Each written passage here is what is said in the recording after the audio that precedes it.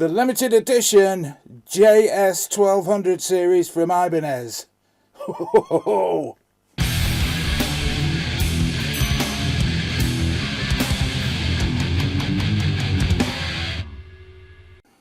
Hello friends, back again, trialling something with a different camera. It's still a fairly rubbishy camera, but it's a different angle. So maybe you see a bit more of my messy studio, you know, something like that.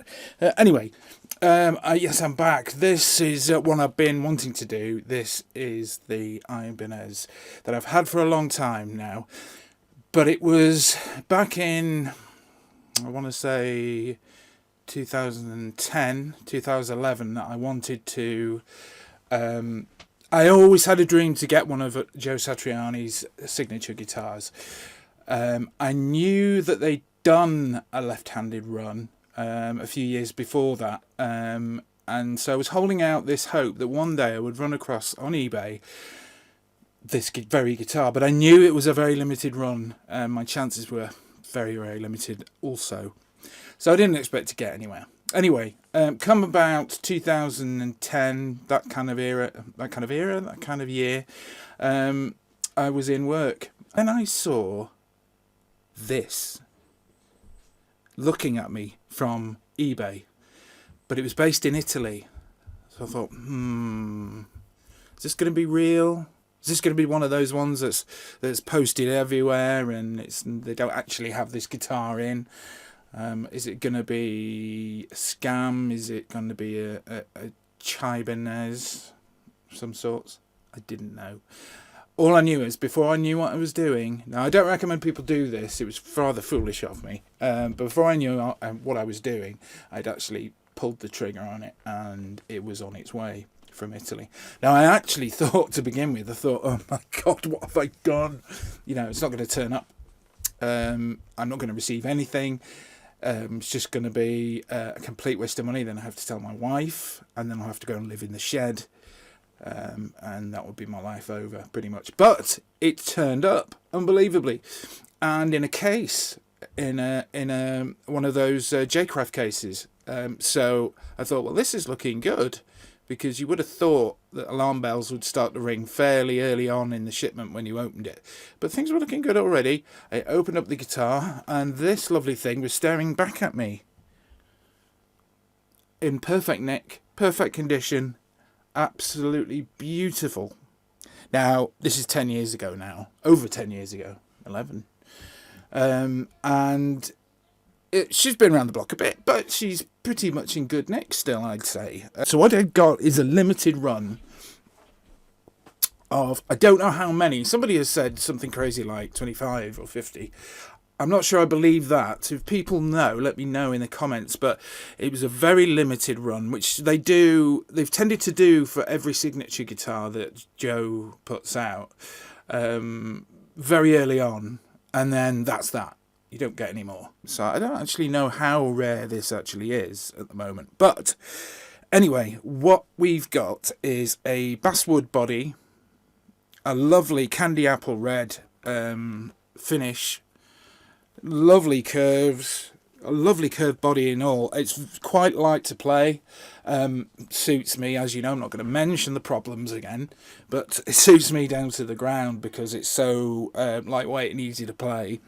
It's got the Edge Pro. I think this is the Edge Pro. I'm not entirely sure how you tell the difference, but I think it's an Edge Pro tremolo. Either way, it's it's the one with the pull-out trem, and it's got bushings on it. I don't know if you can see there, and you just slap it back in there like that, he says, breaking the guitar.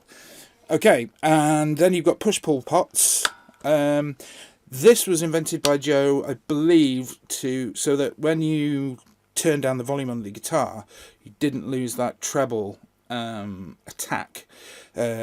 When you sort of lower the volume on your guitar, it stayed there. So that was a nice little touch, and another one to split the coils as well. Again, a nice touch. We'll go through a couple of the sounds in a bit, and a toggle switch to go between the three, and it's there at the bottom instead of at the top, and I like that.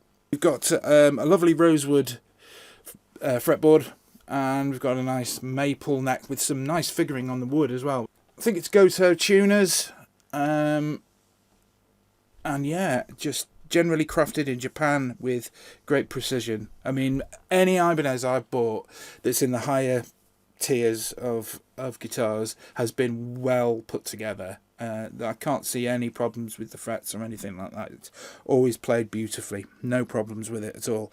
The pickups, DiMarzio's, and I've got the Fred in here. I believe that Joe Satriani has replaced his with a Mojo, or even something else now. I'm not sure. And I think he's got the Sustainiac in this position, the neck position. I've still got the PAF Pro in. And these are by DiMarzio, and they're great pickups, and this one, yeah, is the Fred pickup, the original, and it's got a lot of character to the sound, and it makes it totally individual. You know it's that guitar when you hear it, and I love that about the guitar. The place that they put the jack, I can see why. For performing, it's brilliant, because it stays out of the way, and you don't do the whole tread on the cable problem. But for recording and sitting down, no good. It cuts in and out, and I have to kind of hold it like a flying V, which is not a position I prefer. Anyway, so this is the bridge pickup Fred on clean.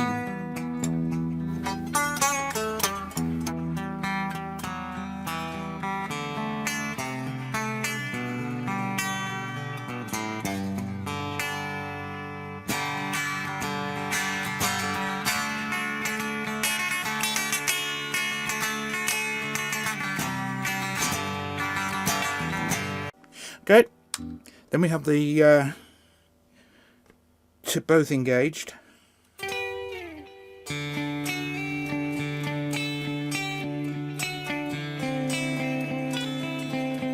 Whoops.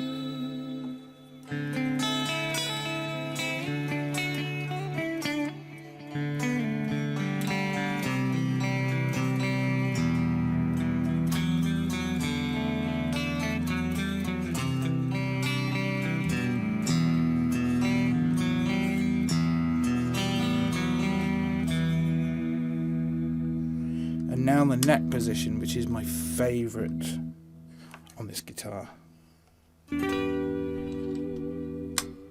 Whoops.